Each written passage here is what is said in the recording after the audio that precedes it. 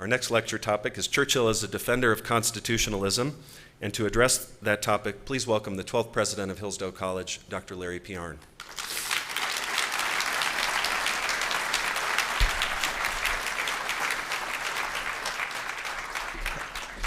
Thank you.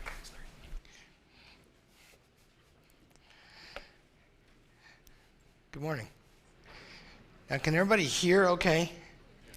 I've come to learn in recent years that nobody can hear me when I talk, and that's one reason why I'm popular.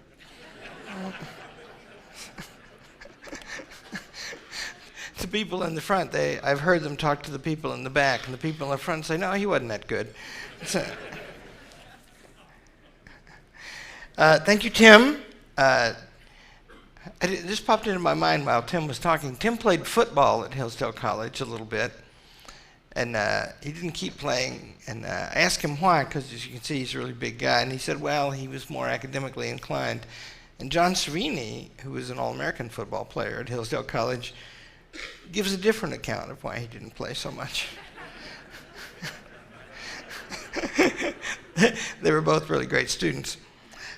Okay, I said last night that the study of Churchill and the few people who are like him is a good thing for everybody to do. And I said that it's a good thing for our college to do because of its interest in civil and religious freedom. And I said that everybody needs to know what statesmanship is. So I'm going to try to put these arguments together and tell you what I think Churchill was about in his life, and I'll mention his interest in constitutionalism along the way. To begin, I want to make two distinctions. One is between constitutionalism and statesmanship.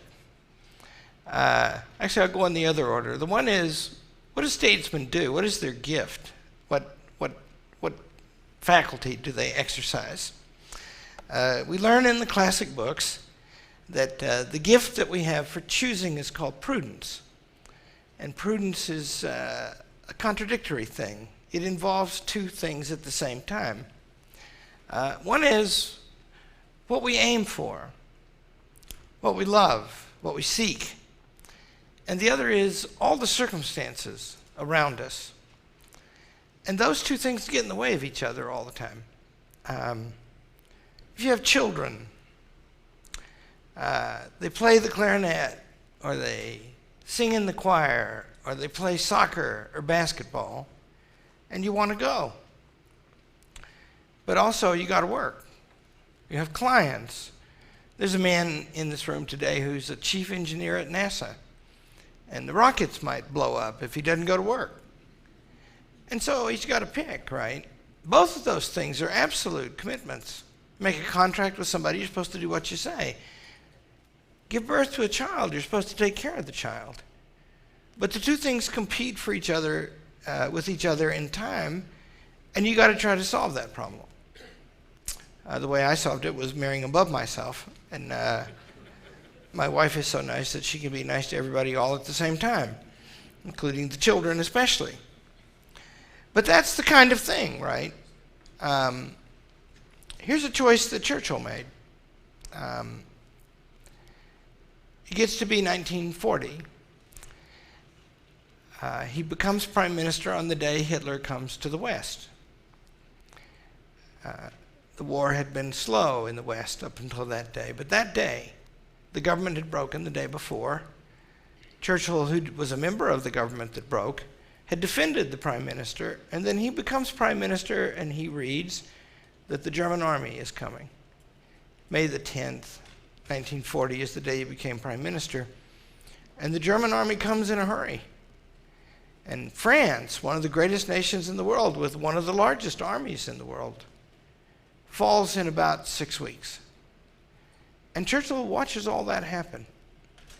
And over the course of about 18 days, the British come to understand that they're going to have to fight the Germans by themselves. Germany, by the way, is in league at this time with Soviet Russia. So it's both of them. And the British have nothing. I mean, they have 10 divisions, something like that. The Germans have about 300. And they're going to be alone. And the ones who got back from Dunkirk, this unfolds, that's over by June the 4th, 1940. They didn't get back with their heavy equipment. And so his first choice is, are we going to keep on? Are we going to fight this thing by ourselves? Really? And that's not a choice that in politics, as in life, by the way, you can just say, well, I think this is best or I think that is best. Whatever you come up with, you're going to have to fight for it. Because in the British political system, as in the American at least before Obama, there's no one person who just gets to make up his mind and that's it. And sure enough, about 10 days after Churchill became prime minister, they start hearing from Mussolini, who's not in the war yet, and he says we could have a peace conference, and Italy would agree to host the peace conference and put it together. And of course, they'd want something for that. Who knows? Maybe Gibraltar, maybe something in Africa. And the thing is, they're going to be overwhelmed. And sure enough, the foreign minister, Edward Halifax, likes the idea of this thing. And you have to stop a minute and think, everything that happened after May the 28th, 1940, when this came to a head, everyone who died who was British and everyone who was killed by a British person, and you could also say by extension, everyone who died who was an American or who was killed by an American, that history stems from the choice they made on that day. Because they might have started their peace conference. And then Britain would not be invaded or bombed as it was. It was almost invaded and it was bombed. And Churchill is in a place where he's got to take responsibility for that. Churchill, by the way, is desperately afraid of war all his life. I'll tell you about that in a minute. And so you've got to think, we're getting creamed here. And if there's a way not to go through all this, wouldn't that be better? That's what Edward Halifax thought. And he was a serious man, a good man. Wrong, I think, sometimes in important ways, but good. And so, what's he to do? And you remember that in the summer of 1940, he made a speech that ends with, if the British Empire should last 1,000 years, men will still say this was their finest hour. It's a beautiful thing to write. He wrote that himself and many other very beautiful things. If you ask the question, by the way, who's waiting in the wings, who's like Winston Churchill, read and listen. Because, boy, he could write and he could speak. He really could. And the people today, mostly it's a different kind of thing, although some of them are getting better. So here's what he did on the 28th of May, 1940. The war cabinet seems divided. There are 5 people in it. And Halifax seems like he wants to make some kind of a deal. And they've been arguing about it for a few days, but they don't bring it to conclusion because if Churchill said, I'm adamant that we won't do this, and then Halifax resigned, which he might, the point of principle, a big thing, and that's the style in Britain, then probably the government would fall, and then Churchill would be out of power. So he couldn't order them.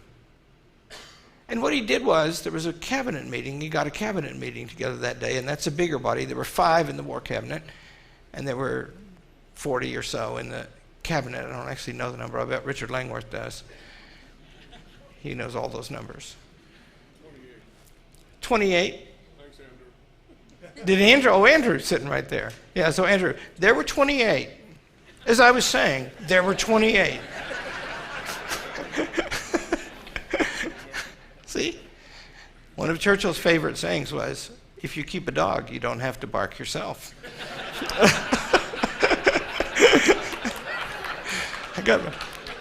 I got my 2 yappers sitting right down there. We're going to do fine in this speech today. So they're 28. And he talks about an hour. The best notes are by a man named Hugh Dalton, who was a labor minister and very left, and also liked Churchill, always did. And here's how Churchill ended. First of all, he draws a picture of the war. He says, the French are going to quit. We're going to get thrown off. We don't know what we're going to get back. Then there's going to be a battle in the Channel. We have a navy.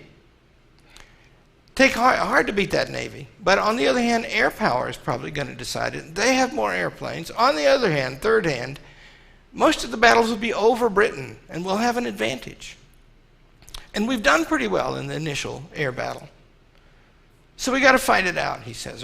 This is what the thing's going to look like. It's very bleak, you know.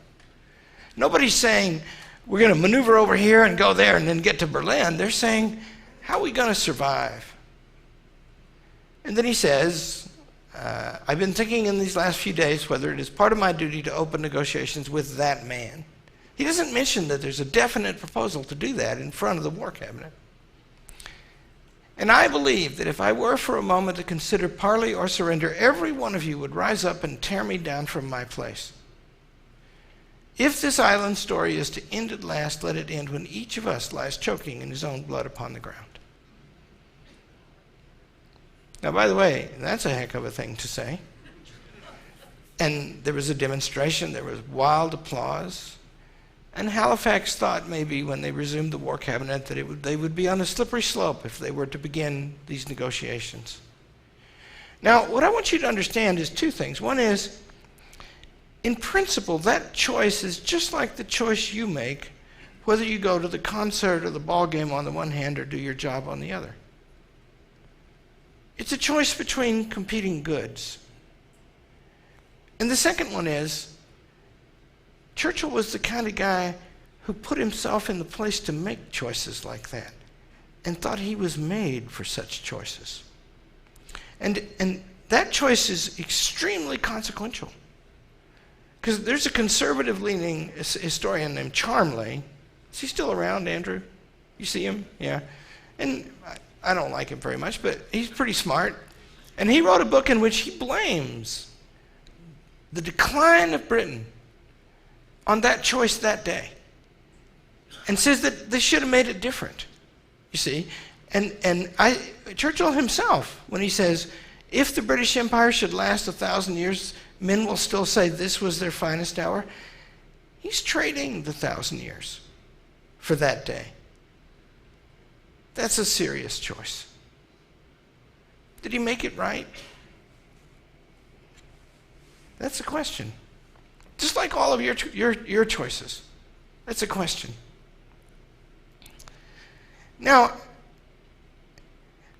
that lets me introduce this funny thing about statesmanship and constitutionalism, because they're opposites, aren't they? At the time Churchill reached his glory, because he became the greatest man in the world, and he was treated that way, although people voted against his party in 1945, everybody treated like him for the rest of his life like, wow, what a man. And he'd never had that before.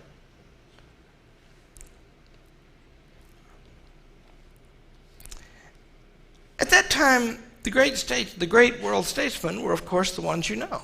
They were Adolf Hitler and Joseph Stalin and Franklin Roosevelt. What were their opinions about constitutions? And you know, they had the statesman's opinion about constitutions. All of them thought, heck, there's a lot to do.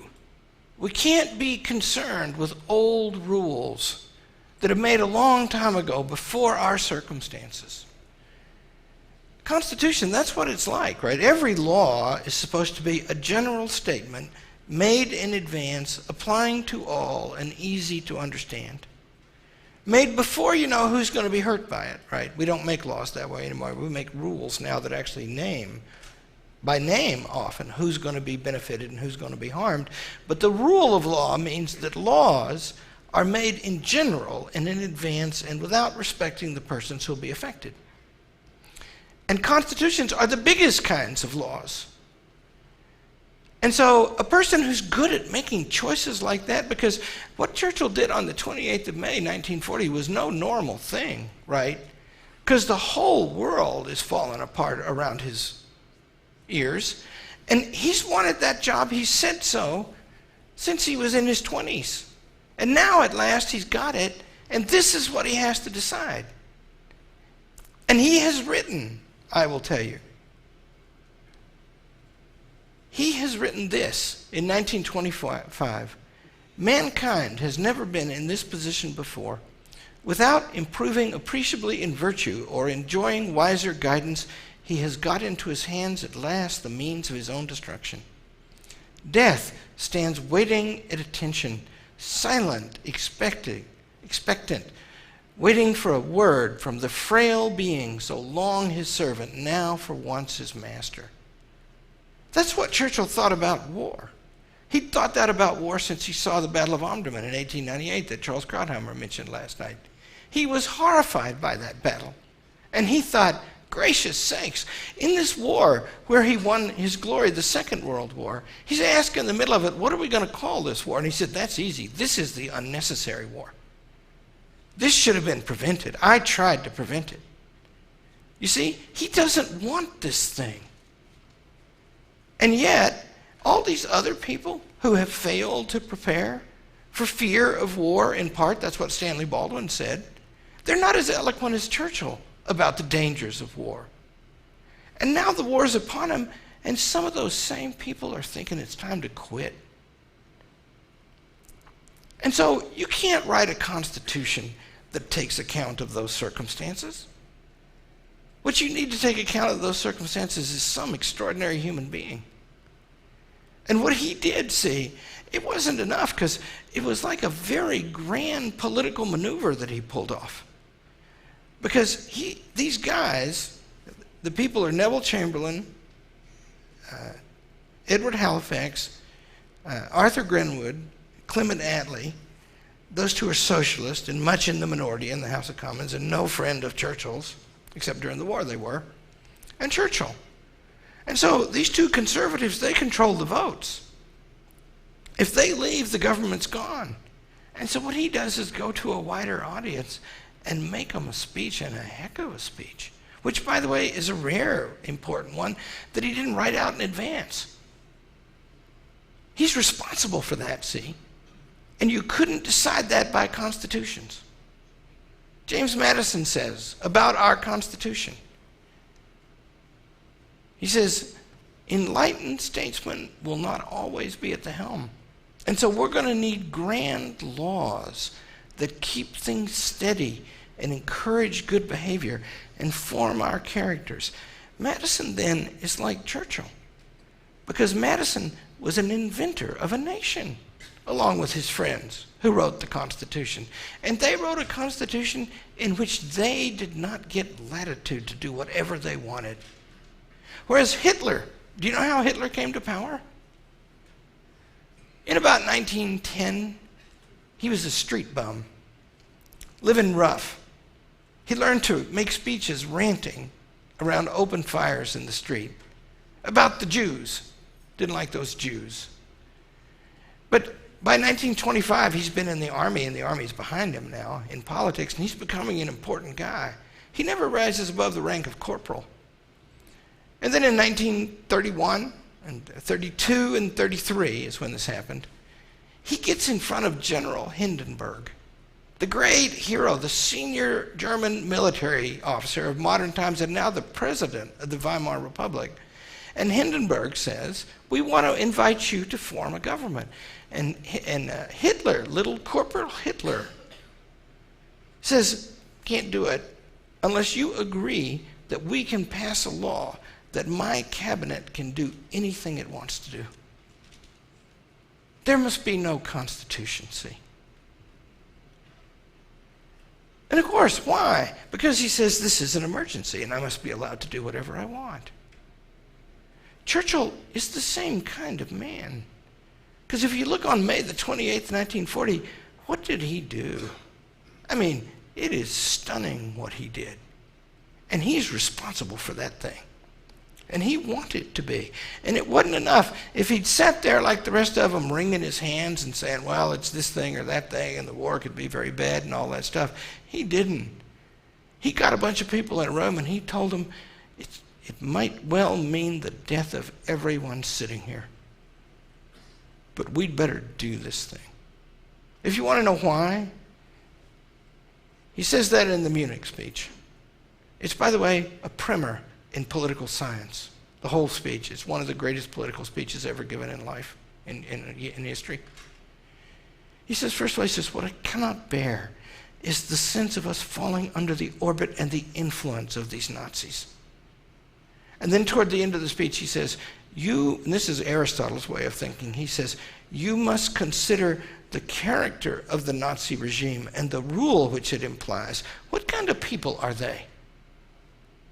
What do they do? Doesn't, by the way, the world cry out right now for some statesman to say that these Iranians and these Chinese are brutal rulers, and if you disagree with them, they will put you in the pokey for doing that, or they will cut off your head? That is the character of the regime and the rule that they imply, and they are arming. Churchill says in 1936, there are really only two facts. Germany is Hitler's, and Germany is arming.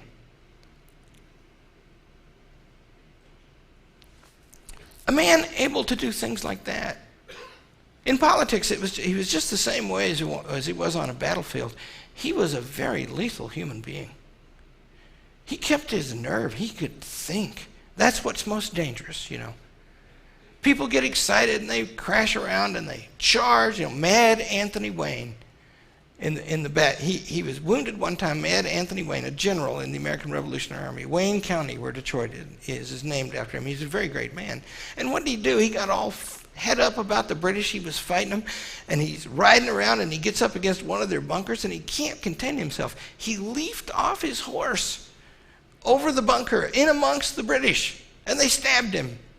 You know, it was a stupid thing to do. He was angry. He thought George Washington was the bravest man he ever saw, because George Washington was thinking when he was fighting. That, by the way, is the specific meaning of the term courage. It is not your fear, which you must feel, that tells you what to do. It is your noggin, which is still operating. That's what kind of guy he was. And so why, in 1936, would this guy write an article about American politics?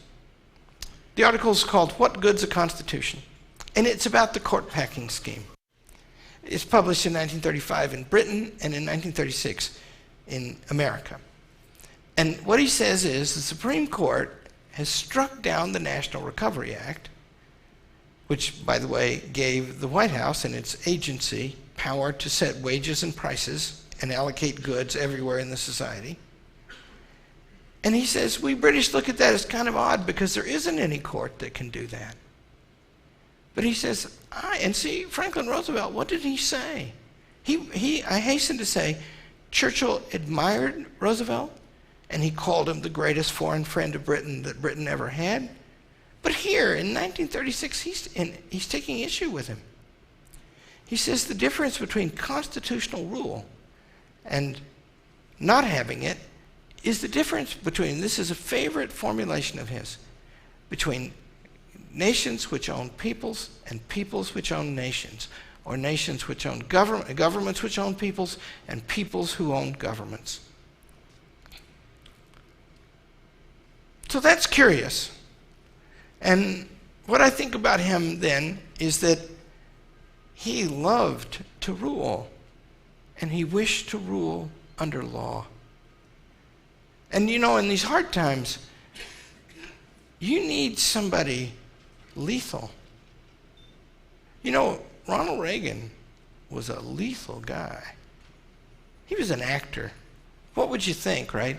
But I know the man who took the Prime Minister of Bermuda in to see Ronald Reagan that led to the Grenada invasion.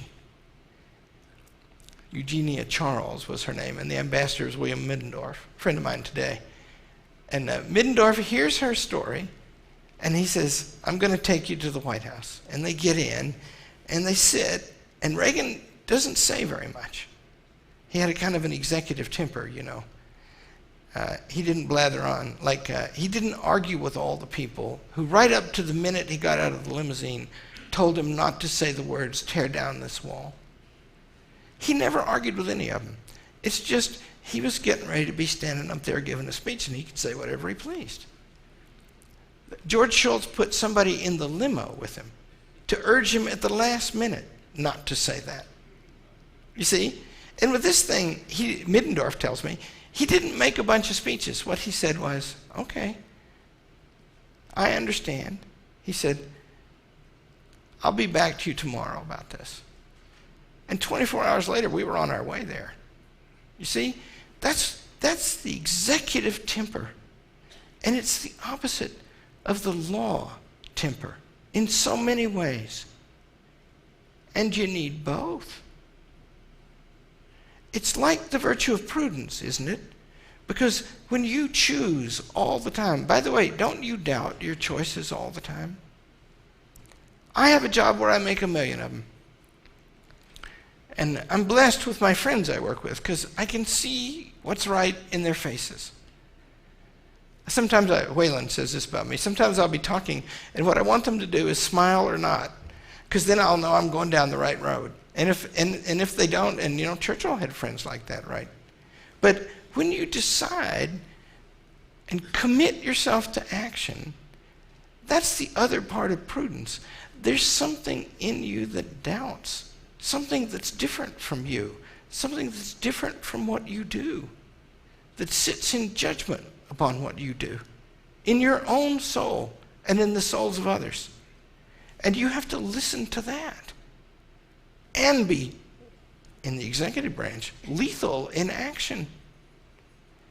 And that means, by the way, the relationship between the particular actions of a statesman and a constitution is like the relationship inside the soul that takes account of all the circumstances that play and also takes account of something ultimate that's quite beyond you.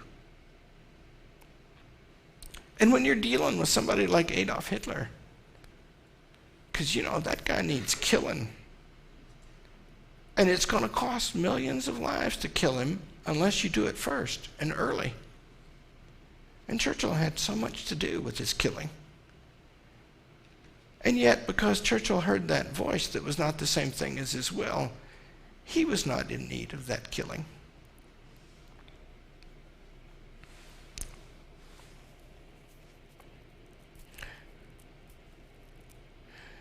I want to say that I think Winston Churchill was a humble man.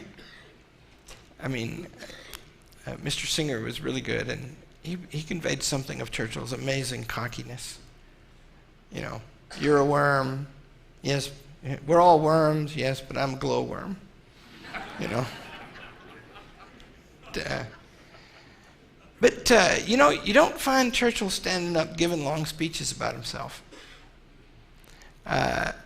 He writes about things he does a lot.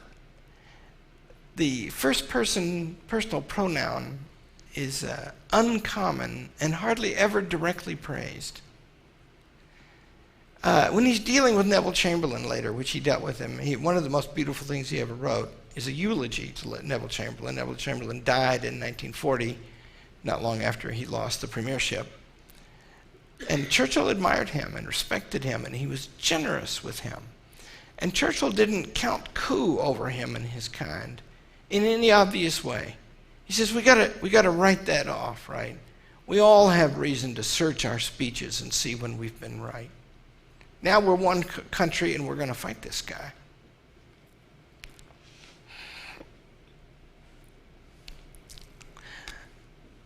I want to say a word about the empire.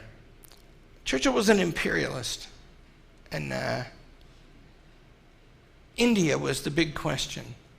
Lots of good people think that Churchill was foolish to fight against India in the early 1930s because it lost him credibility against Hitler. Richard Langworth hosts debates about that all the time. I'm a partisan in those debates. But here's what I think. I think Churchill thought that the right has got to become very mighty in the modern world in order to defend itself. And I think he thought that Britain was in a providential place about that. Because, you know, especially the Indian part of the British Empire, and, you know, the big ones are Australia, Canada, New Zealand, South Africa, what am I leaving out? West Indies. And those big ones were really governing themselves by early in Churchill's day. But India was different. And the British got it by happenstance. And India had 1.5 million men under arms on the British and American side in the First World War, and 2.5 million in the Second World War. It made Britain great, big. Their casualty rates in the Second World War were significantly higher than the British. And they were volunteers, by the way. Britain didn't have the power to make them do it. In India, they were ruling India, but the Indian army was entirely volunteer. And Churchill thought, we're going to have to be a great power to defend ourselves. And this helps. But that, you see, because by the way, if all they are is like the Spartans and the Athenians, just telling them what to do and ruling them by force, what becomes of Churchill's vaunted and oft-repeated claims that everyone has a right to govern himself, that the Petition of Right and the English, the Magna Carta and the Petition and the Magna Carta and the English Bill of Rights and the American Declaration of Independence are the great title deeds of the rights of man. What becomes of that if they're just using India so they can be strong? You know, China is all wrapped up in the Middle East right now. And we know how China governs. 5 years ago, they published their every 7 or 10 year major paper on the meaning of democracy. And what they write in it is, we have that now. Democracy means that the party decides in the interest of the people. And then we can steer the society to some perfection later. So what will they do with their imperial influence in the Middle East? How will they treat those people? What advantages are they going to get from it? Because they're spending a lot of money there now. Why is Iran occupying 5 capitals right now in the Middle East? What are they going to get from that? What are they going to do with that? You can tell if you look at the way they treat their own people. Is Britain like that? Is that what they were guilty of? As was claimed by many people and is claimed by many historians today? Here's what he said, and it's interesting what he said, you see, because that part of the world matters a lot, and a lot's going on there and between here and there in the Middle East, and power is at stake. Churchill said, we got India in a massive act of neglect. It actually was conquered by a man named Clive, who was a clerk in the British East India Company. And then it was kind of given to the Queen. And now we've got it, and we've been good for it, and the Indians are accepting of our rule. We don't have to shoot people. In the one big instance where they did, Churchill condemned the general. And we don't have many people over there, and it's very good for them, and we've established the rule of law. And that means they're on their way to self-government. And we get things for it that are really great. And it would be wrong to think of empire as just good for those who are governed. It can be good for the mother country too, as long as it's good for both. And then he says their population has quadrupled. But there are 3 things about it that mean that if we give them self-rule, there's going to be hundreds of thousands or millions killed. And one of them is, it's a whole collection of lots of different peoples who don't speak the same language. And one of them is, those two are broadly divided into Muslim and Hindu, and if we leave, they're going to kill each other. And the third one is, in Hinduism, there's the caste system. Untouchables at the bottom, the Dalits. And he says, if we leave, that's going to get worse. And by the way, there's a really good book written by a journalist, an Indian man who lives in England now, called Modern India. And he says in there that there's data that shows that for the first 15 years of home rule in India after the Second World War, the caste system was solidified. And people were for it. And Churchill says, we're responsible for all this. And if we leave, we'll be responsible for the deaths. And the deaths are estimated 700,000 to 1 million when they left. And of course, the Muslims and the Hindus split from each other in Pakistan and India. And that's part of the problem in the world right now. He said we should stay and be confident in our principles of freedom. And I'm not telling you that because I think he was right about that. It's a long time now. And India, by the way, is possibly a massive and wonderful ally. And thank God for their direction. And Mr. Modi. But what I want you to know is Churchill never doubted their capacity for self-government and never said they didn't have it. Even often asserted that they did. And so there was a plan for the world, which he thought Britain and the United States were obliged to make because of the goodness of their principles, which had given rise to their strength. And sure enough, we're governed today by people who doubt the goodness of our principles and our country and are dissipating our strength.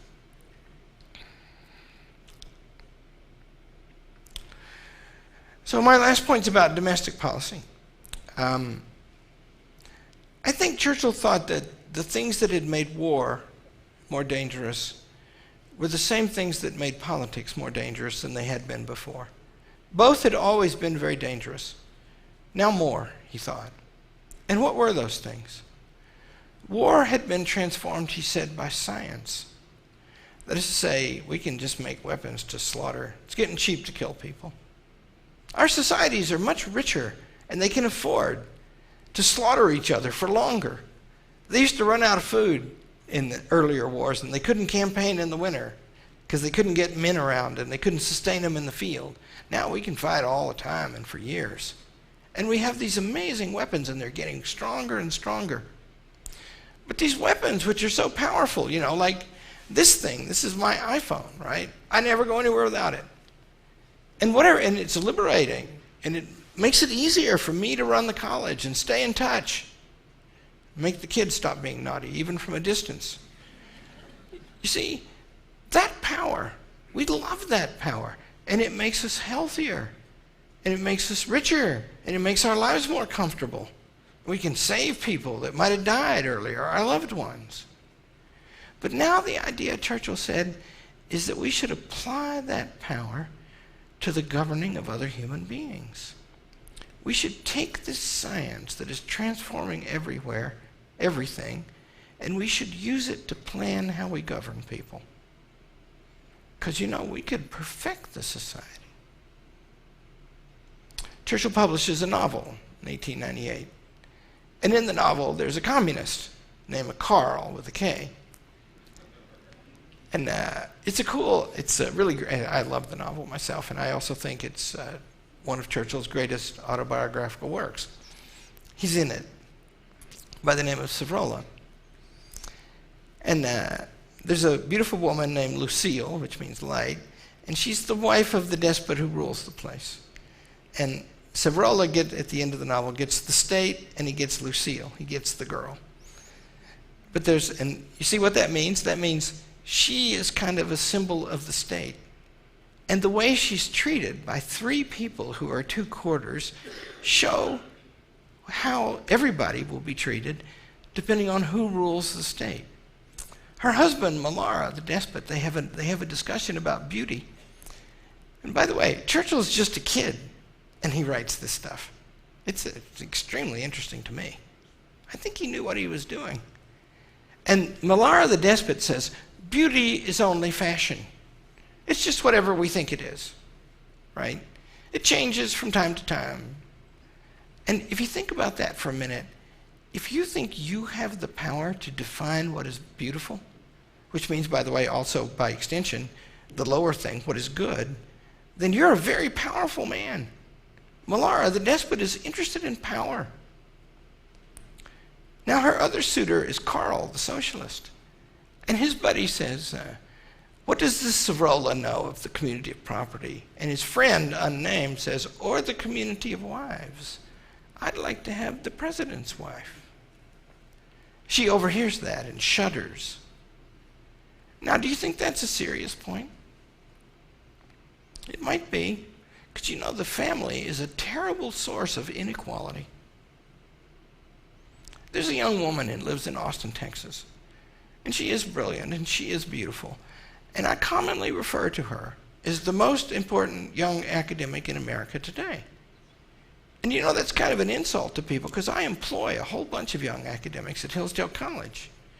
But none of them is named Kathleen Arnn O'Toole, right?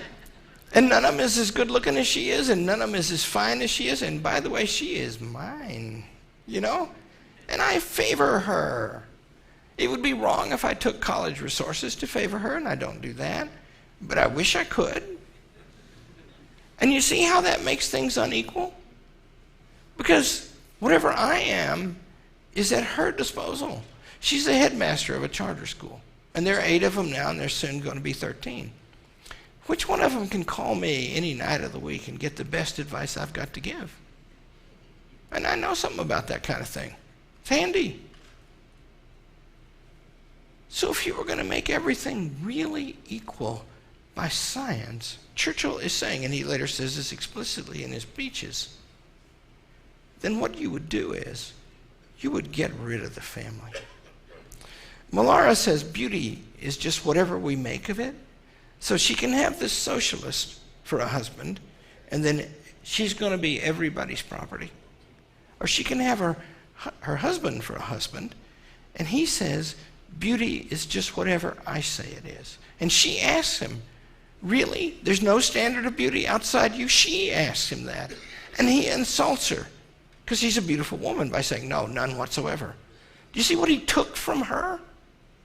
That's how she's going to live if she stays married to him. Savonarola says, yes, fashion is a thing, and it changes all the time. But look at that statue, and he points to a replica of a Greek statue, and he says, men have called that beautiful for 2,000 years. You see? And that means Savonarola does not claim that he can say what is beautiful. What if it's true that we teach our kids today in school that anything they think is true because the standards of truth are shifting all the time? On what ground, then, would you say to any power that your use of that power is wrongful? I'm saying Winston Churchill figured that out when he was a boy. I think the knowledge of that is why he was able to kill Hitler. And I think that's why he saw socialism for what it was from the first minute he looked at it. In 1931, he says, carrying on this theme about the family, and by the way, have you read what's happening to the family in the world? And so let's say we're all important people. We're here. I'm an important guy, right? I'm going to get old and die. Who am I going to want around me?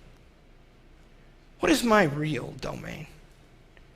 My family and my friends. I happen to have a lot of friends. I'm lucky about that.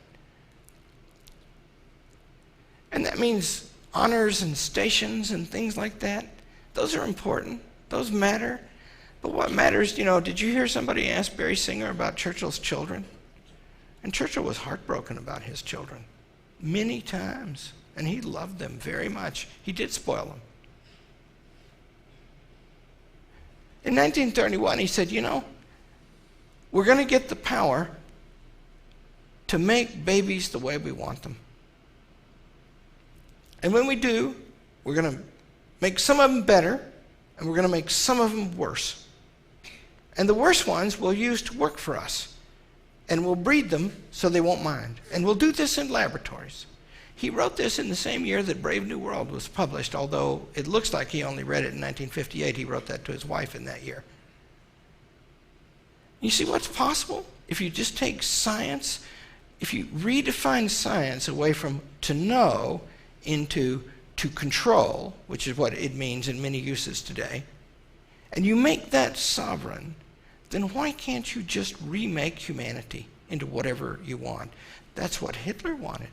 That's what Stalin wanted. In the Wall Street Journal 2 weeks ago, 2 Nobel Prize-winning biochemists published an article calling for a moratorium on changing what's called the germ line in DNA. That's the line that is transmitted from one generation to the next. And the minute we alter it, and there are things that we can do to it now that will remove at least one hereditary disease. But he said these 2 scientists, the minute we alter it, then it becomes an artifact. It becomes something we have made. I'm using my terms now, right? And then what are the limits on how we alter it? In other words, this thing that Churchill says is 1931 is going to happen, that's a practical issue alive today. What I think is amazing about Winston Churchill is how much he could see and how well he could explain it. Coolidge said that great statesmen are the ambassadors of Providence, sent to reveal to us our unknown selves. I think Churchill is such a messenger, and I think we should study him. Thank you.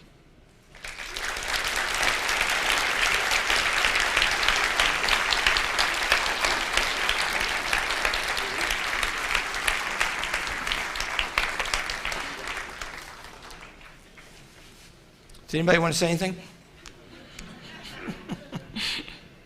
Yes, sir. Hi, Ross. I'll tell you what, I'll make this very short so you can go longer. I'll make a statement. You tell me why I'm right or wrong. Comparisons between Barack Obama and Neville Chamberlain are unfair to Neville Chamberlain. Tell me if I'm right or wrong and why.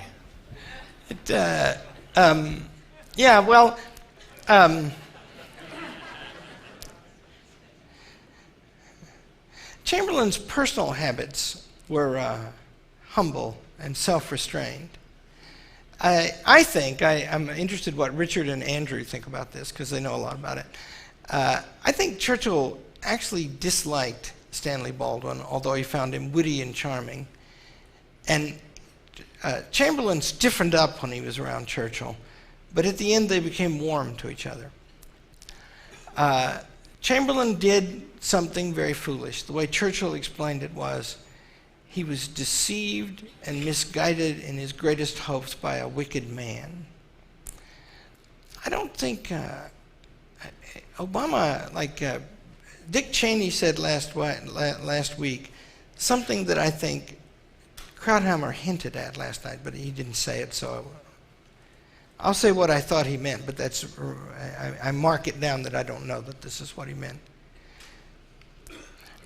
I think what Cheney said was, it's possible that Obama means harm to our country. And I do think it's true he doesn't like the kind of thing it has been. And it's his own statement that he means to transform it, and thinks that Lincoln and Reagan are great transformers, and he's going to transform them. That means he's going to undo what they did, and therefore be like them. I think that's his model. And I think that model is like Malara, the tyrant in Savrola's model. He's going to make things the way they want them, and he's going to make them different so everybody can know that it's the way they want them. Harry Jaffa used to say, the great man, he used to say that God made a promise to the Jews after the flood that he would not let them be destroyed. And so that's why Hitler wanted to kill them. Just to show who's the boss here now. I worry about that kind of thing.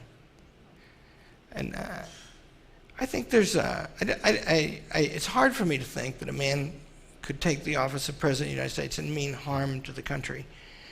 And I guess I don't assert that for myself right now. But I wonder about it. And I do think that he doesn't like the kind of thing it has been. That's clear enough. Could you clarify Churchill's relationship to Gandhi? Did he really dislike him and say the things that quoted about him, please? Well, he did call him a half-naked fakir, or faker, striding up the steps of Government House. And he did dislike him. During the Second World War, Gandhi went on a hunger strike, and Churchill would send memos saying, "Is he still alive? Is somebody sneaking him food? Try to find out." So he was, pretty tough about that. What Churchill thought afterwards was different. See, when he was in this fight, here's what Churchill thought. Churchill thought the British Empire implied an order of the world that would be safe and secure, and that it would be a major component of the future safety and security of the world, and that it would be good for the Indian people. And so Churchill's accusation, made beautifully and often against Gandhi and his friends, is that they are upsetting that. Then Churchill got beat on that.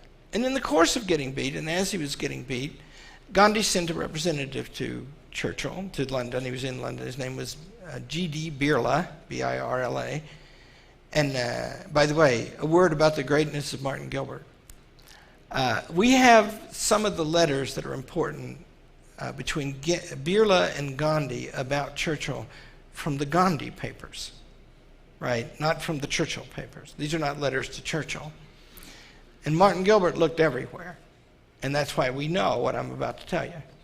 Man was tireless. He was a machine of a good kind. Although he is no friend of our cause, Churchill is a great friend of India. And he wishes us well. And we talked at length, and then he invited me to his home for a weekend, and we had a great time. I produced that letter in response to a historian named Geoffrey Best, who published that Churchill could not bear the company of people of color. So Churchill admired very much Gandhi's standing up for the Muslims and the untouchables, and proud to see that, and congratulated him for that. And Gandhi was killed by a Muslim extremist. And so what their argument was about was that Churchill thought that they were depriving the world and India of a great good. And, it was very hard for India for a long time. Lots of deaths. And what was that? Did I say Muslim? I meant Hindu extremist. Yeah. The Hindus, and Gandhi was a Hindu, didn't like him trying to make up with the Muslims. I think he was living among Muslims at the time, and he was shot by a Hindu for that. See? My boys are down there. And so I think that's what the argument was about. And I think myself that Gandhi was a great man, but misguided about those things. And I think what was going on in retrospect, one thinks. Be interested in what Andrew thinks about this, because he's written a lot about this kind of thing. I think that the disease that has affected intellectual classes in America, beginning at about this time and a bit before, I think it was in the intellectual classes in Britain too, about things like the empire. I think they didn't have the spirit for it, and they were broken up some by the First World Wars, they might have been. And I think they didn't believe in the mission of Britain in the way Churchill did. And it's hard for anybody to write. Andrew's about the only serious historian who writes this way, taking seriously Churchill's claims, because they're kind of beyond the pale now for anybody to believe them. You have to be Andrew, or the president of Hillsdale College, or Jim Muller, who's not a historian, and a few others, right? What do the rest of them think? That was all so long ago and different, right? And he never did catch up to it. Charles Krauthammer says in a really brilliant article he wrote about Churchill that Churchill was a man of the 19th century. Well, that's not what I think. I don't think Churchill was a man of a century, although there were lots of things about the 19th century that he liked. Yes, sir. Dr. Arnn, your first question, AKA the difference between Chamberlain and Obama, I thought was extremely intriguing. And I wonder if you would comment on Churchill's view of colonialism as opposed to constitutionalism, and tell me if you think maybe the difference between Churchill and Obama was between Chamberlain and Obama was that Chamberlain was not a Muslim. Well, I don't think Obama is a Muslim, but I don't know. You know, and remember, that's a question, like when you speculate, Obama has said that he is not, and there is that sentence where he said he was one time, and if the quote is accurate, I think he said it as a way to identify and show sympathy with people who are Muslims. But the main point about that is, it's the reason why it's hard for me to say that I think Obama means harm to the country, because that's a statement about his intentions, right? But if you try to account for the facts that you see, that idea is beginning to suggest itself. About colonialism and constitutionalism, so here's what I think about it. I've actually written about this now and about to be published. But what I think is Churchill thought that ability to govern oneself was coincident with humanity and had nothing to do with color. That races weren't qualified or disqualified to govern themselves. I can't find anywhere where he said the contrary of that, in many places where he said that. I checked with my living encyclopedia, Richard Langworth, about that, because he thought I was being too generous at one point, commenting on my book about Churchill and Empire, and maybe I still am, I don't know, I think I changed it some, but I said, can you find any place where Churchill said that the black ones or the brown ones or the yellow ones or the white ones are unqualified to govern themselves? And I don't think there is such a place. What I think he did think was this: what's going to happen if you have elections in Egypt or Palestine? First of all, they're surrounded by hostility and tyranny and much influence by that. Second of all, they're divided among themselves in powerful ways. I said to a senior official in the White House at an important moment one time, he said, "Do you believe in freedom in Iraq?" And I said, "Yeah." And he said, "But?" And I said, "Well, isn't it difficult?"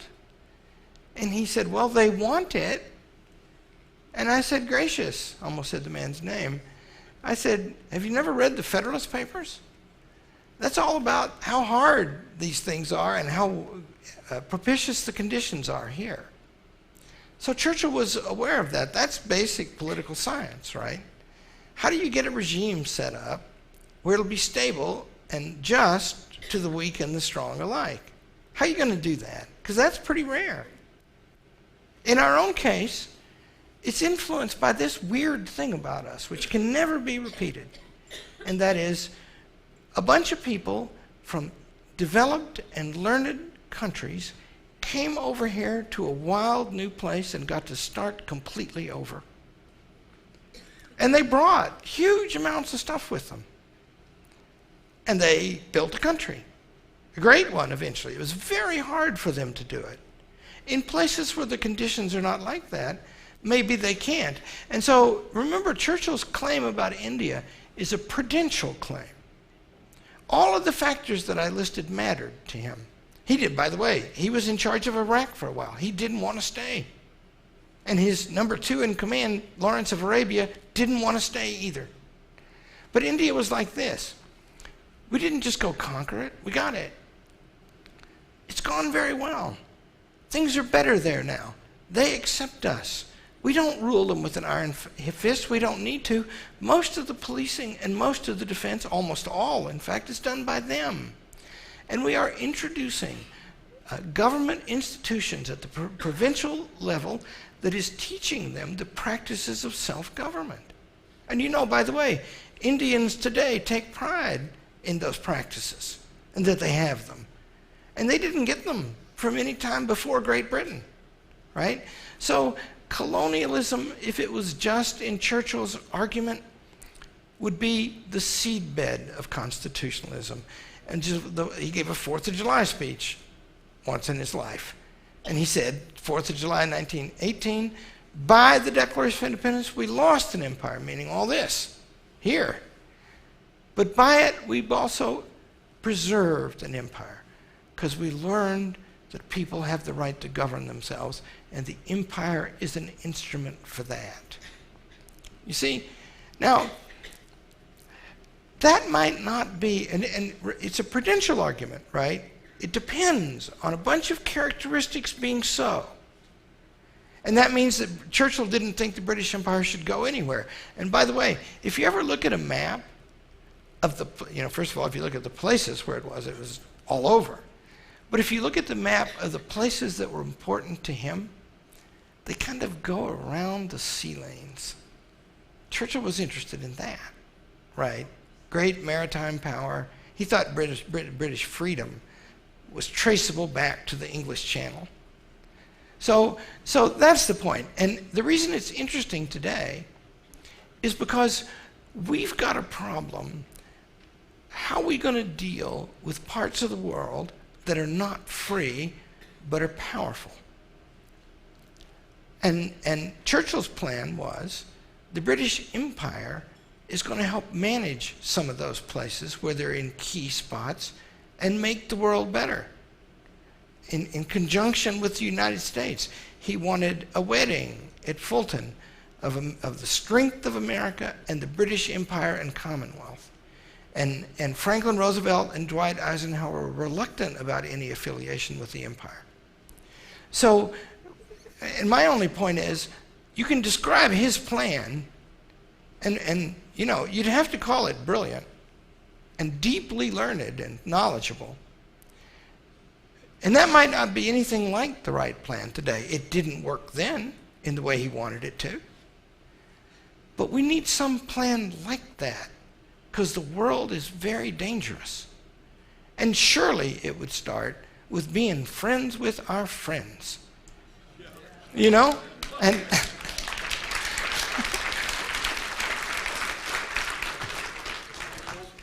one more, they say.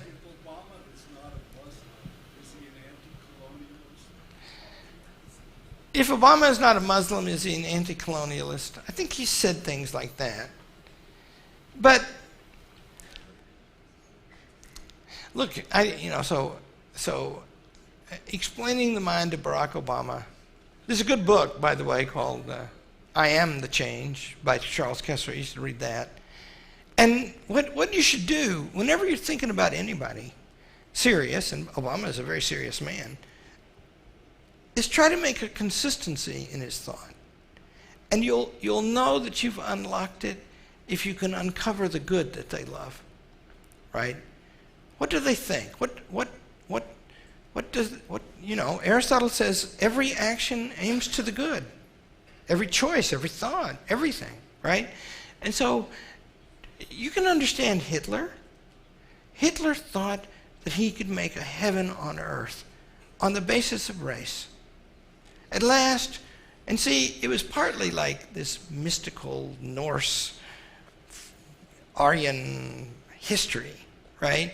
But it was also scientific experiments to mess with people's genes and to wipe out an entire people. And the communists, what are they thinking? They're thinking that at last we've got to the place where we can take control of everything.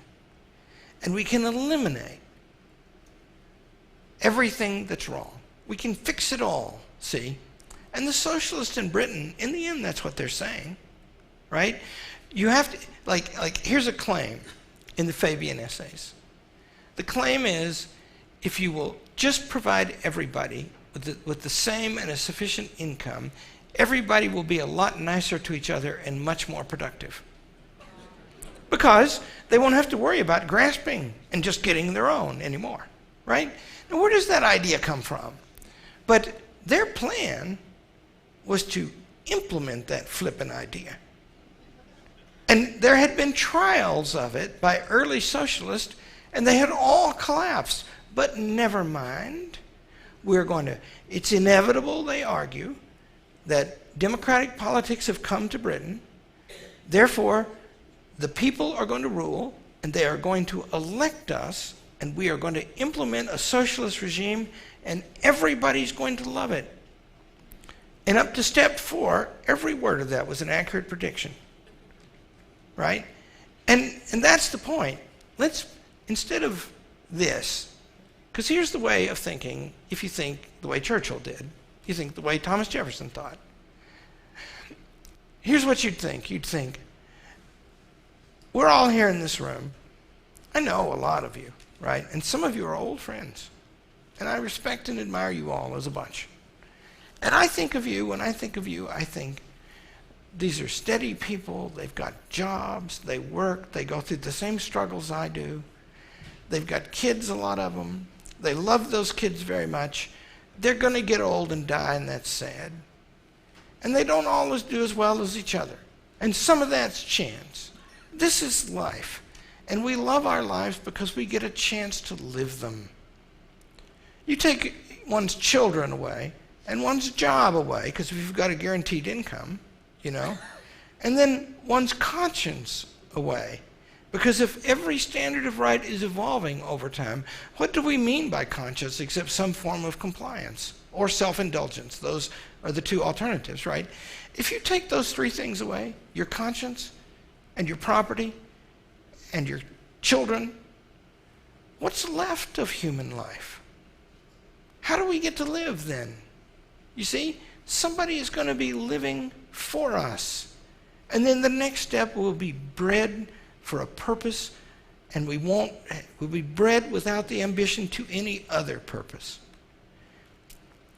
I think when he was 25 years old, I think I know the place where it becomes manifest.